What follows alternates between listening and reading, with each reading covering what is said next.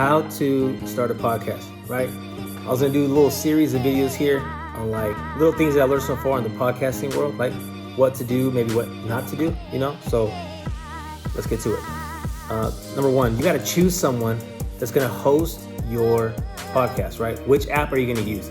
There are different apps, there are different websites that you can use to host your podcast. I went with Anchor FM. And so if you go to the App Store, right, you're gonna find it under Anchor, obviously. And it's owned by Spotify now. So it has a good backing right there. And there's actually some cool features that you can use based on that. So one of the things you could do is you could use music from Spotify on your podcast, and you're not gonna be like marked down for, using copywritten music. So the only thing with that though, it's only gonna be listened to on Spotify. So that's not an option that I've chosen so far. So first things first, right? Choose a provider. There's a Buzzsprout. There's different podcasting platforms that you can use to host your podcast, right? You don't go to Apple Podcasts and just submit it there. It has to be hosted by somebody, and then your RSS feed is sent to those websites, right? So the cool thing with Anchor, and the cool thing that brought me into Anchor, was number one, it was free, right? So I was like, part of this podcast and the why that I got into was like to show people that you can do it, right? I wanted to know how it was done, and I also wanted to show people that they can do it. So number one, right? Download the app, and then you go in there and you're in the Anchor app, and you have to decide, right? And you're in the Anchor app, you have to decide what your podcast is going to be called, right? So that takes me to step number two, right? Choosing a name for your podcast. If you go in there, there's so many names already taken, right? On Apple Podcasts or Spotify, you can go check it.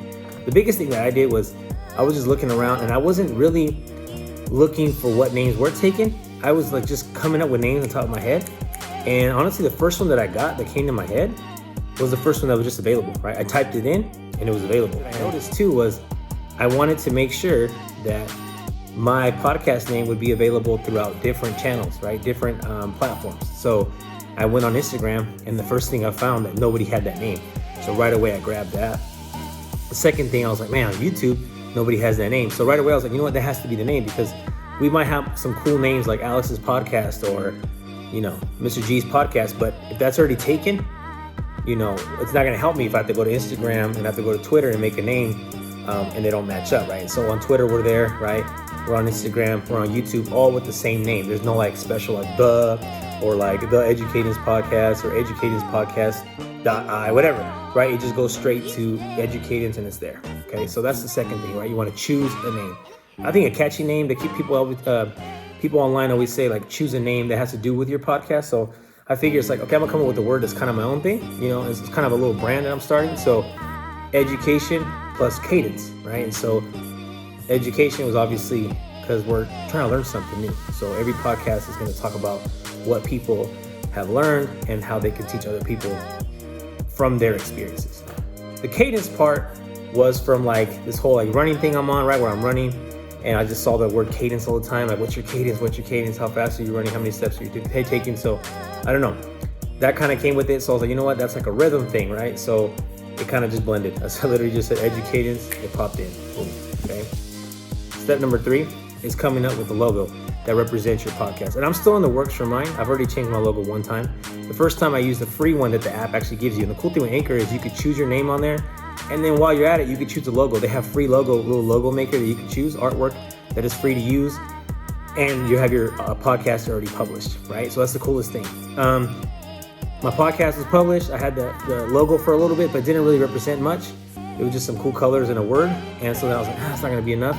And I had a good friend of mine, Ben, who was able to make me into some cartoon-like figure, and I used that for my logo. And then I started changing it up a little bit by adding a background color, and now the logo is, what you see right here on the screen. So, right, I have like who the host is, and then you have what the podcast is named.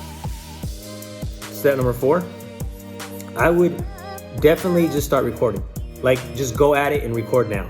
And I think a lot of us want to wait and like plan it out and do all these things. And I did do some research, like how podcasts work, how you set up the segments, how you organize, what you're going to talk about, this and that. And I did go over that a little bit, but I didn't do that until after I already recorded like 3 episodes. So episode 1, I literally just set it up, called a friend, and we got on there. The cool thing with Anchor is that you can use the app to call someone through the app, right? So you could set up the voice call through there, and then you could do that.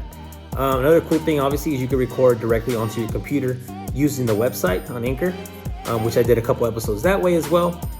And then I started noticing there was a lot of work, and it didn't really come out the best quality, just because, you know, you both have to be on the perfect internet connection to do that. And then when we were at home recording, I didn't have the microphone set up. So now, as the days have gone by and the weeks have gone by, and we're already in month number 4, and I have some cool support from some listeners who were able to purchase things off my Amazon wish list, right?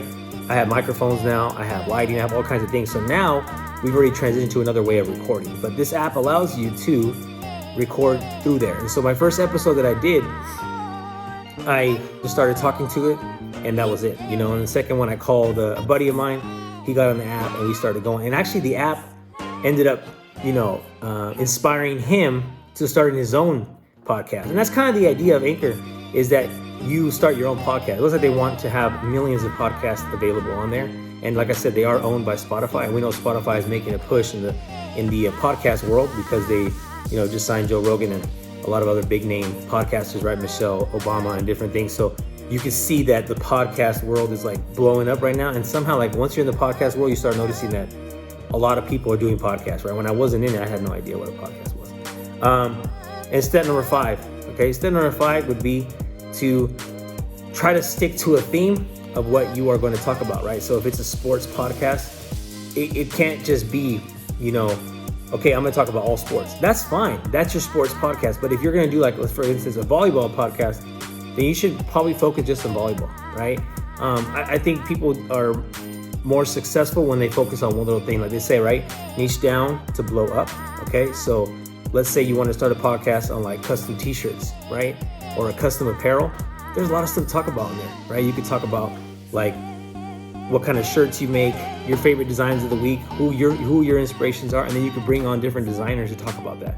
People want to hear those things, you know? So if it's like a DJ wants to hear a DJ podcast about it, not just music, but a DJ talking about his struggles, his experiences, his successes in the DJ world, or new items coming out, or new music coming out, or new techniques, that's a podcast, and that's interesting, you know? So like I said, so step number 5 would definitely be, you know, choosing your theme, following your theme. And you don't have to be the expert in it, but I think if you're living in it, like I talked about in the previous vlog, I think if you're living in it, you're going to do better at it. Okay. So the thing with my podcast is I started off with a theme, and then I started changing. And so that's one thing you can do. Obviously you can develop as you go through. And that's something that I've done. I was like, you know what, if anybody who knows me knows that I'm always coming up with ideas. Some are $1 million ideas, some are not good, but I think this creativity that's just brewing right here, that I'm coming up with things, I just want to kind of evolve with things. And it kind of takes myself and other people to break me and say, stop, right? Stop coming up with new ideas, go with what you were doing. So, you know, I came up with this idea, the Cadence, where we're going to highlight teachers and people in the community doing positive things. And that's what I'm going to go with right now. You know, I might have other ideas, and I might want to go towards another route later on. But right now we're going to roll with this and try to go the entire year and see where we are. So that's that. Okay, so that was cool.